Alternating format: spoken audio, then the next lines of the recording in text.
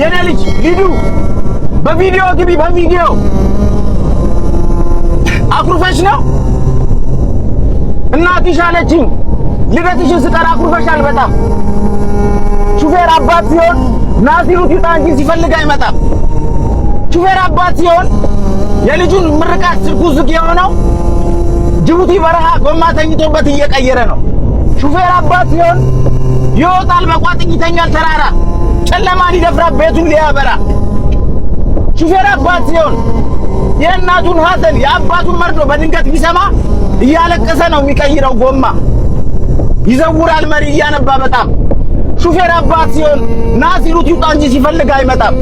የኔ አበባ ቀንሽ ላይ ጎድዬ በጣም አኩርፈሻል ይሄንን ወቂ ከርታታው አባትሽ በጣም ይወድሻል